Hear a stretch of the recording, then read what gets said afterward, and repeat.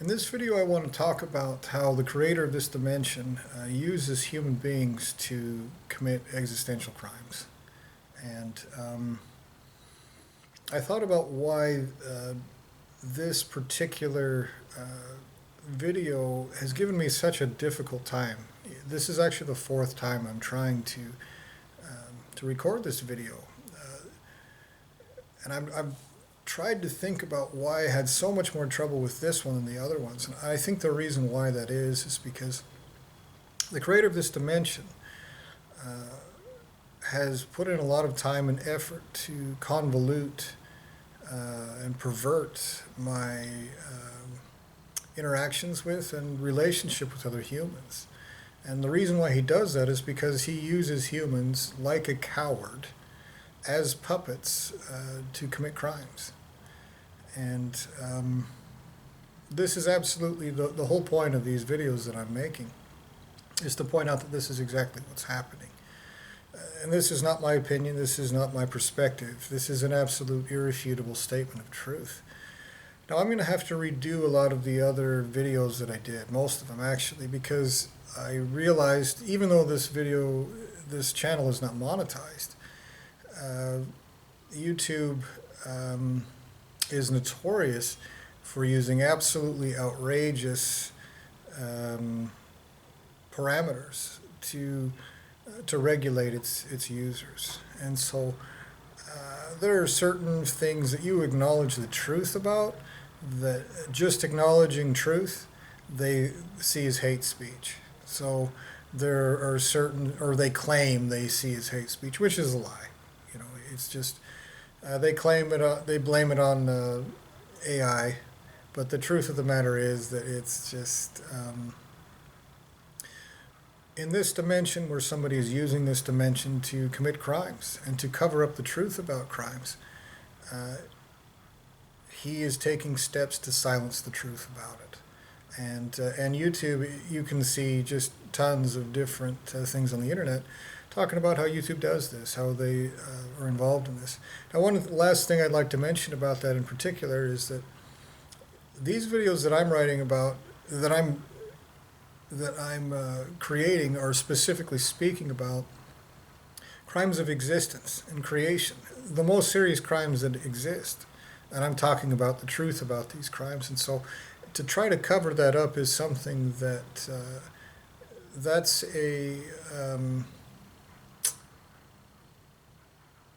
a participation in these crimes. It is committing these crimes yourself, you know, and it's trying to silence people that are trying to tell the truth about these crimes. And so, that being said, also I should point out the fact that controlling the words people can use, if you just use the correct word to describe something, then they say, oh, well, that's hate speech. No, that's a correct descriptor of what is actually happening. And so it's, and there are tons of examples of how they've left up these other YouTube channels that make money, that are monetized, that use horrible hate speech, you know, but they make money off the advertisers, and they claim that that's the reason why they leave them up. I think that it's more that, like I said, it's irrefutable that there are serious crimes being committed here by the person that created this dimension.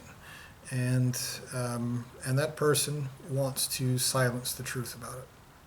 That is an irrefutable fact. And so, now to get into this, to get into the meat of what I'm actually trying to talk about,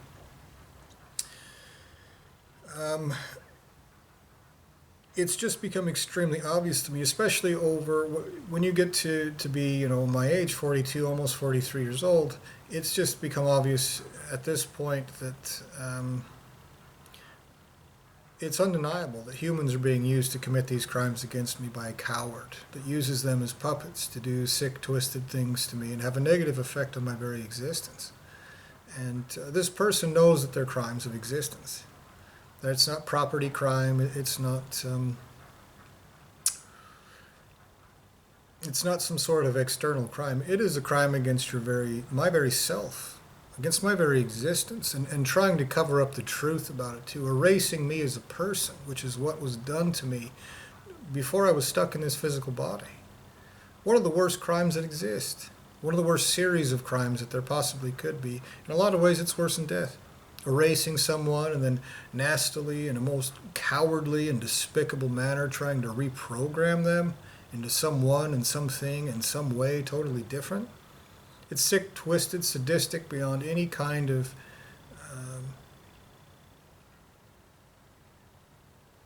it is absolutely positively without any possibility of any doubt in the mind of anyone who's intelligent. If you knew the things that had been done to me, you would absolutely have to admit that this is existential crime. It has no justification, none of any sort. I've already made a video about the different religions and their claims about this. But again, I'm going to have to redo it because even though this, like I said, even though this is not a monetized channel, there are ridiculous nitpicks about silencing people who are telling the truth. And so I'm going to have to redo that. However, to get back into this, ever since I was a child, like I said, erased as a person, stuck in this physical body, I looked around. I remember even before I was even able to speak, one of my earliest memories, maybe my very earliest memory, was I remember looking around at a group of humans, a group of people in a circle, and I remember looking at them and thinking, what is wrong with these people? What is wrong with them?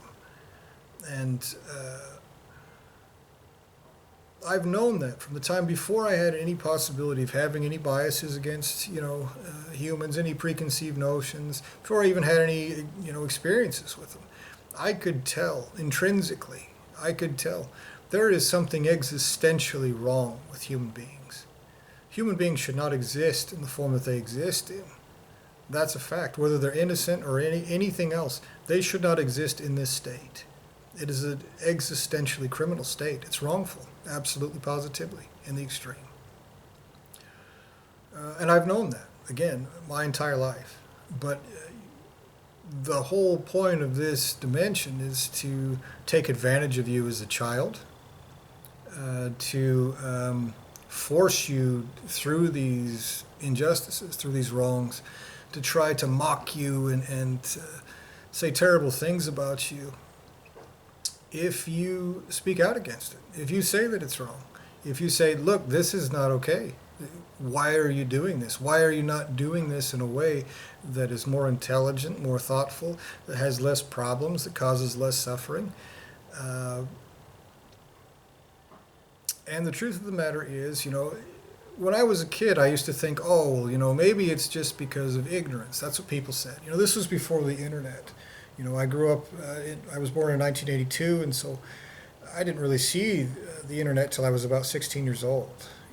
And even then, it was very few people had it in Rigby, Idaho at the time. And so ignorance was an excuse that seemed like it made sense. But in retrospect, it really didn't. You know what I mean? Like, I thought, well, when my generation gets older, we can see this stuff, right? I can't be the only one who can see that this is wrong. And so when we get older and we get control, we're going to do things differently, is what I thought, And the truth of the matter is that my generation is older now. Like I said, I'm almost 43. And things, if anything, have gotten worse in certain ways. The internet is there. You have all the information at your fingertips that you could ever want. But these venues that distribute information, they control that information. And they are deliberately having a negative effect. There is no possible way that human beings could claim ignorance for the things that are still being done here. There's no way that they could claim that they're just stupid. It's just that it is not true. There's something else going on here. And like I said, from the time I was a kid, I knew there was something wrong with human beings, and I never felt like I was part of them. ever, under any circumstances. And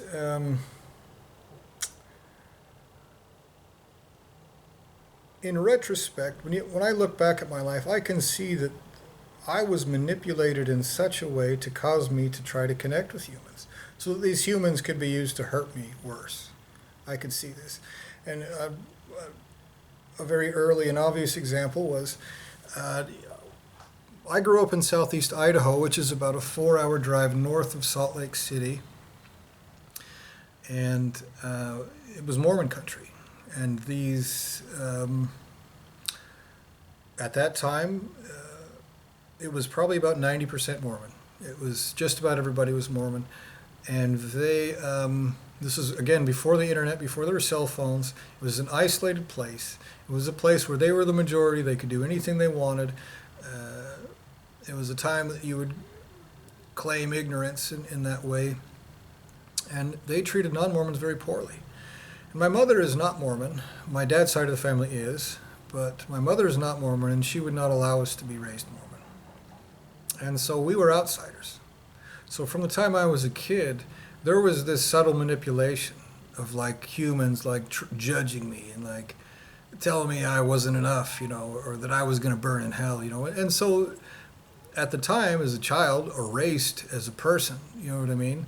You were like, no, that's not true. And so you'd reach out and you'd be like, no, really, And I realize now, I look back at that and I see that for what it is. That was a manipulation on the part of the person that has created this dimension. That was a manipulation, absolutely. It was a manipulation trying to get me to connect with human beings so that they could, at the right time, in the right way, stab me in the back and hurt me worse. And this cycle has happened over and over and over again. I can give absolutely outrageously despicable examples. I'll give you one in a minute. But this has been the mechanism of this dimension, is the coward that created this dimension has used it to commit sick, twisted crimes against me with human beings. Human beings that act like they're dumber than they really are, so that they can continue doing terrible things. And there are tons of examples of this. Human beings are supposedly this group of people that have built cathedrals, skyscrapers, nuclear submarines, quantum computers. They've done brain surgery. They've put somebody on the moon. They've done all of these incredible things all over the world. And yet, every single one of them accepts corruption in every single system that affects every single one of their lives every single day. There's every legal system in the world is crooked. Every economic system in the world is crooked. There's crooked political systems, crooked governments. Every single industry that exists is crooked. There's corruption in every single aspect, and it negatively affects every single person. And I don't think that human beings could possibly be stupid enough to just be like, okay, because when you talk to human beings about it, the excuse that I get every time is, that's the way it is. You should just accept it. That's your solution. And frankly, that sounds to me like you're not the same thing as me. I mean, that's the whole point of this dimension, is to pretend like I'm the same thing as a human. That I'm the same thing as these other people in these monkey bodies that walk around that look like this monkey body that is stuck to me. And it's the truth of the matter is that I'm not the same as them. The fundamental concept of existence is if you commit existential crimes against somebody, if you wrong somebody's existence, if you try to subjugate them, if you try to poison them with poison that they put in your food or your water, or you try to control them with ridiculous bureaucratic rules about where you can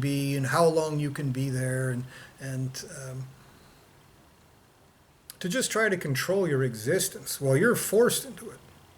If you try to commit these crimes against somebody's existence, and every single day of my life these crimes are being committed against me, the truth, the most intrinsic, fundamental truth about existence is if you commit crimes of existence like this, you have an existential debt. You don't have the right to your own existence, to exist itself. That's a fact. If you rack up a debt of existence, that doesn't get paid from your wallet. It gets paid with your existence. That is the truth. And I am in this state, I am in this dimension because somebody butchered me out of my original state that I was created in. Wrongfully, disgustingly, and despicably committed crimes of existence and probably creation against me to stuff me in this hole, to exploit my entire existence. And those kinds of existential crimes have consequences that are permanent. They get dealt with by adults, by entities that don't play around, that don't give you a second chance, they don't play let's pretend that you committing existential crimes doesn't mean that you never had the right to exist. They will accept and acknowledge the obvious truth. Somebody that does such sick, twisted, sadistic things to somebody, to a defenseless child, which is what I was, and in some ways still am because I've been erased as a person. Someone who would do that, and obviously still is, never should have existed. That's a fact. Oh, is that sad for you? Well, it's really sad for the people that you've committed horrible, terrible crimes against, like sadistic, cowardly, things I can't even say or else YouTube will penalize me for it. To say it for free.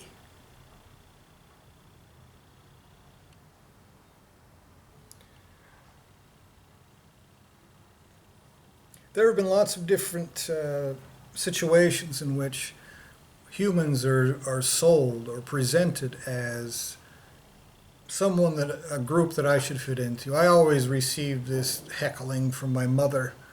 Why don't you fit in? Go fit into these people. You got to go make friends. You got to go do this. Well, I've never liked human beings.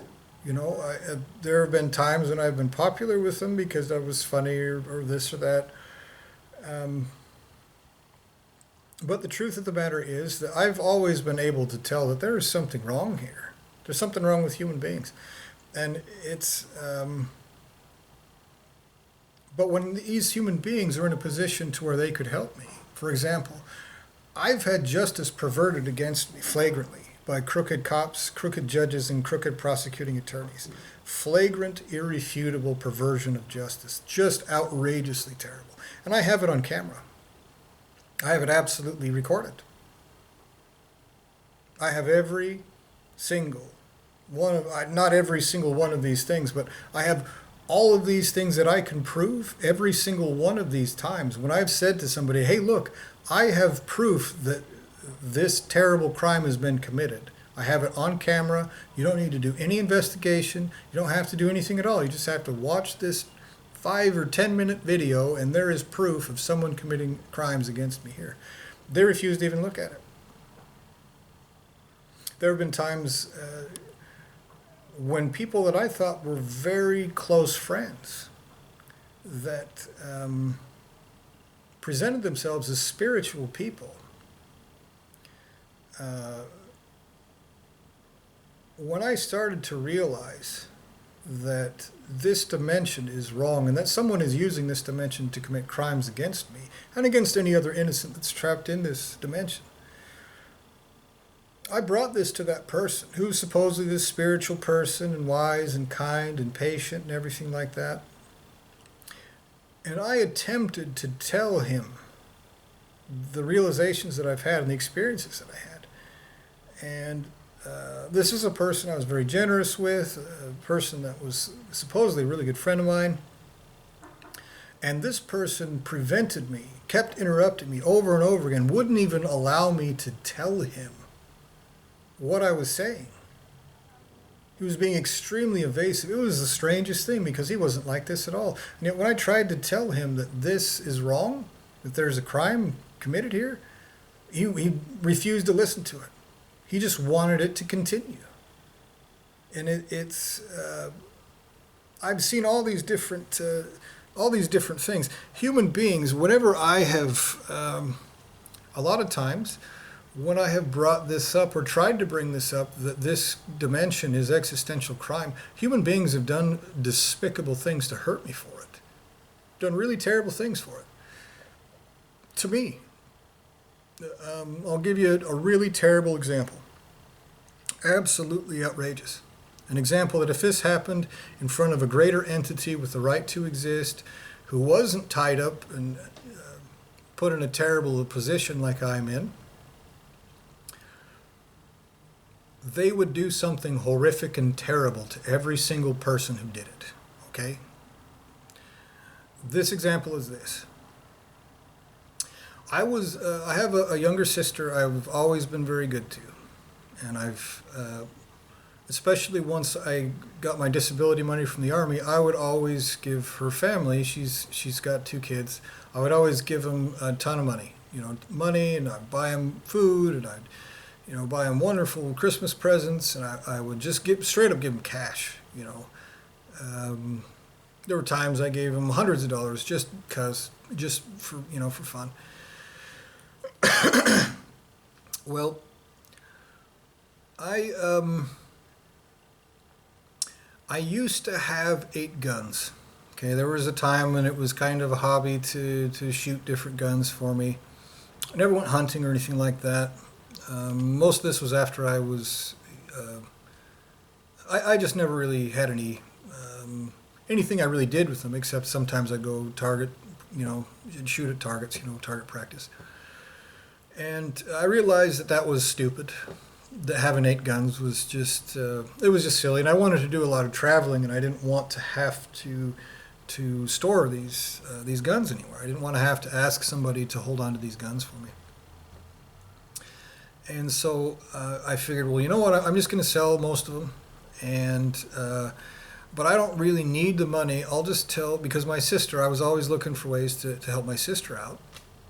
I told her, look, why don't you sell 6 of these 8 guns, and as long as you collect, I want you to get a copy of the driver's license of everyone who buys it, and you have, so you have proof of everyone that bought this, because it's a gun. I was a combat medic in Iraq. I know what guns can do to people, so I don't just want to sell it and hope that nothing bad happens where somebody would come back on me, obviously. And so I said, look, if you go through the effort of selling these guns, you post them on whatever website you find, I would suggest you look up on the internet to see how much you should sell them for first, how much the going price is for them. I told her that if you do this and you collect the paperwork of who has these guns, then you can just keep the money. You can keep all the money, and so 6 guns, we're talking well over $1,000. We're talking maybe 2,000. Maybe 2,500, something like that. There was, she could have sold them for quite a bit of money, and like I said, for free, just because I figured, well, this is a nice little side job for her, she can do it at her own pace. All she has to do is post it and get a copy of her driver's license and collect the money, and that's it. And give me the paperwork. It was obviously I wanted to know who had the guns, Well, the 2 guns I decided to keep it was a little 10-22 takedown, and I had one handgun, Springfield 45, and I wanted to keep those 2 guns, and so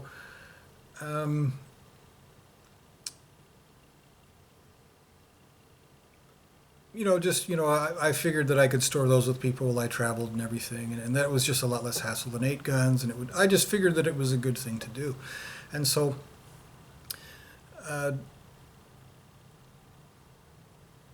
one day her and her husband, she blamed it on her husband. She said that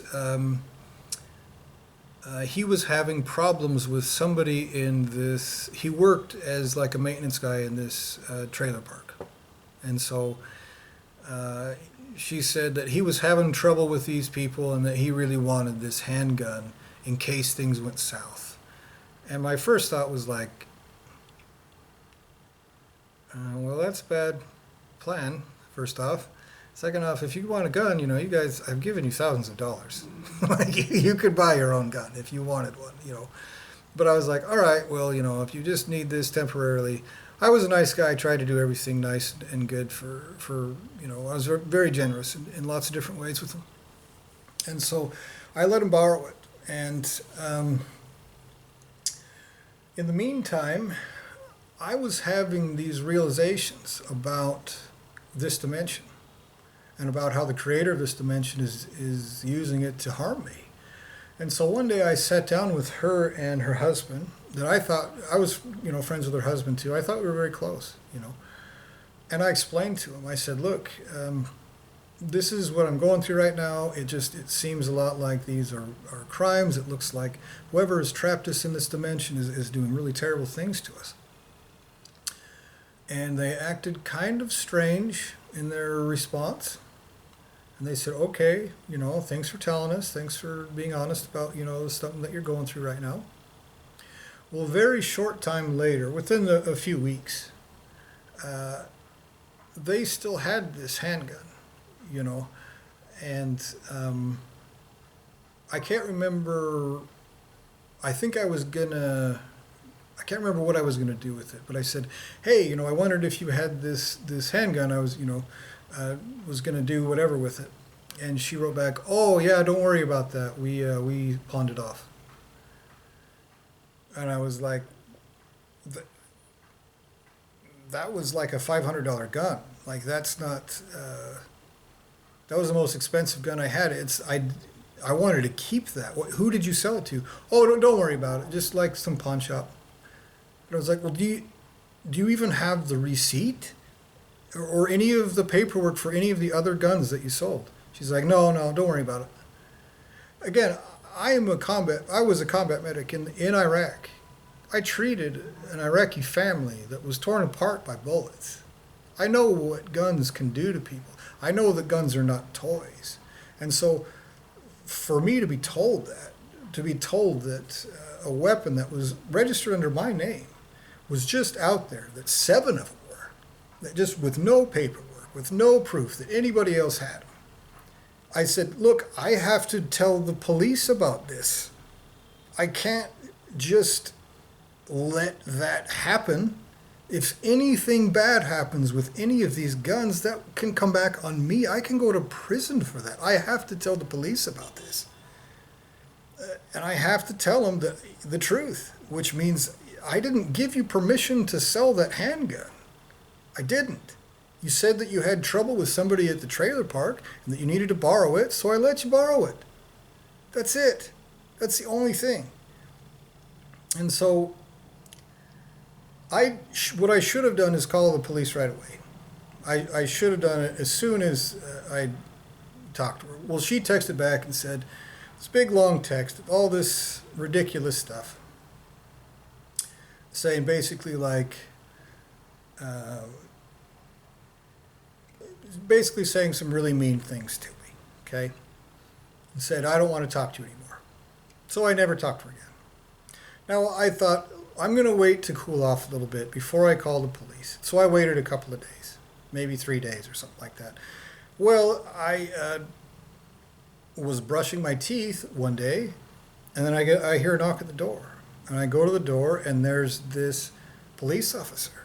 And this police officer is serving me papers from my sister and from my dad, Kevin, saying that I was stalking them and that I had to go to court to answer for these stalking charges, okay? I was absolutely floored. They had made something up as a preemptive strike to try to harm me. And I was totally blown away. This is my family. These are my family members, you know what I mean? People who had absolutely no reason to do any of this stuff to me totally made horrific things up about me, okay? So until the hearing took place, I did a ton of research, and I looked up what the Idaho state definition of stalking is. I looked at all these different things. I looked at all these laws. I wrote them all down. I had all my everything, prepared to present to him.